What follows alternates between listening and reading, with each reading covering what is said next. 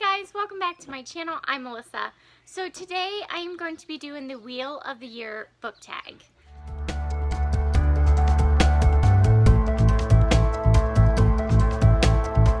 So I was tagged by Morgan over at Morgie Reads to do this, and I'm going to be honest with you guys, I have no idea what the Wheel of the Year is, honestly.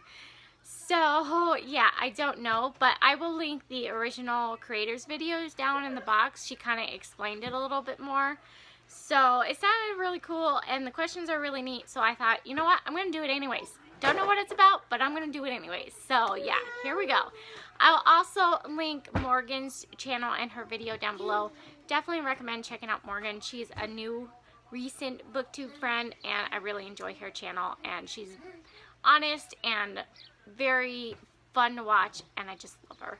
So definitely check out her channel. But anyways, let's get into this tag. So I do apologize if I butcher any of these words, yeah, or names, whatever they are. I'm sorry if I butcher them, but we're gonna try to do this anyways. So the first question is embolic. I think that's how you say it, embolic. New beginnings, rebirth, moving into spring. What new to you book series are you anxious to start? So the one I chose for this is actually one that's actually on my May TBR, but I probably won't get to it in May, just saying. But I chose Carve the Mark by Veronica Roth, and this is one I've been wanting to read forever, ever since it came out. And I just recently acquired the second book in this series, so I really want to get to it soon, but who knows when that's gonna be. I don't know. So, question number 2, Astaria, I think that's how you say it, Astaria. Perfect balance, light coming to defeat dark, the first day of spring, name a book with a happy ending. So the book I chose for this is P.S. I Like You by Casey West, which I gave my copy to my best friend. Honestly, it was just such a cute, fluffy, contemporary book, and it did have a happy ending, but I can't really tell you what it is because I'd spoiled the book, but it's just a really cute book, and I highly recommend it. So, let's go into question number 3. Beltane, I don't know. It means vitality and fertility. The peak of spring, heading into summer, it is the time for passion and love. Name your passionate couple, canon or not.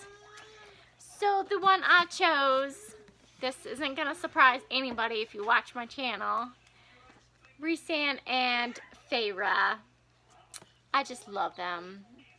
And yeah, if you read the book, you know they're very passionate about each other. So yeah, that's who I choose. So, question number 4 is Aletha, I don't know how to say that. Longest day, the sun is full power. Life is full, and it's time to celebrate before we begin the descent into the dark of the wheel. What book or character makes you feel most ready to party? So, I chose a character. It's not actually from a book, but it's actually from one of my favorite movies. And I chose Fat Amy because Fat Amy is awesome. And she's just always like so fun, and she seems like she's always ready to party, and I am all down to hang out with her because she's so cool, and she is my spirit animal. So yeah, I chose Fat Amy, and that's from Pitch Perfect. If you guys don't know, you should watch all 3 movies. They're all great. Anyways, moving on to question number 5. Lamus, I'm not sure how to say that. First harvest, moving into autumn. The first grain is harvested. What tasty treat in a book would you love to be able to pull from the pages to eat? So I'm going to have to agree with Morgan on this. Anything that Kath makes in Heartless by Marissa Meyer sounds freaking amazing. Like, she bakes these treats that sound so freaking delicious. I just want to try them because they just sound absolutely amazing. So yeah, I would have to agree with Morgan. Question number 6, Marbon. Perfect balance, dark coming to defeat light, the first day of autumn. a time of reflection on the year's fruition.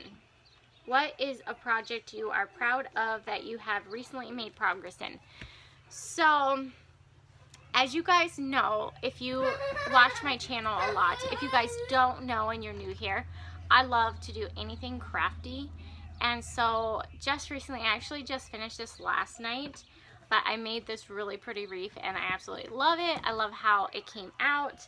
So I have it here to show you. It's this mermaid wreath and it's got seashells on it and I just love how it turned out. So yeah, I love to do anything like crafty and whatnot. Also, I made up a bunch of candles for my table. This is my first time making candles, so I made up a bunch that I'm going to try to sell at my table I have at the local marketplace. So I made up a bunch of these little candles, and I think they just turned out so cute. So those are probably some of the projects that I love, the progress I make in them, because it's just so much fun to do craft projects. At least I have fun doing Number 7. Saman, All Souls Night, the point of death in the wheel. The boundary between worlds is thinnest, time to honor ancestors. Name a book that represents your ethnic heritage, or if you haven't read one yet, say what ethnic ancestry you'd like to see in a book. The only one I could think of was Outlander. So, okay, but I DNF'd Outlander, so I didn't read the whole thing. But I am Scottish, and mostly Scottish and German.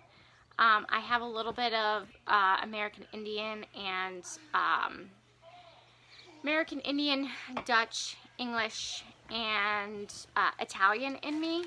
But the majority of what my ethnic background is mostly Scottish and German.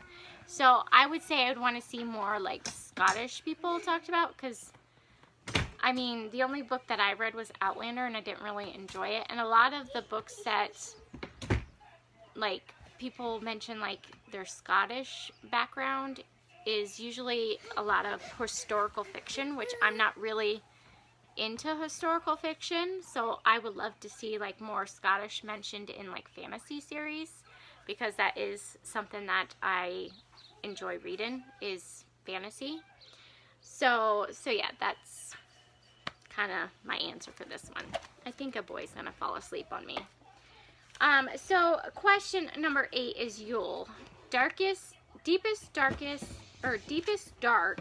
Darkness is in peak and we wait for the light to return. What book dealt with a very heavy topic but ultimately relayed a message of hope? Honestly, I don't think I've read a book with a really heavy topic. They're not really books that I really are interested in reading. Like, I read more fantasy than anything. So I don't think I've read a book recently that had a really heavy topic at all.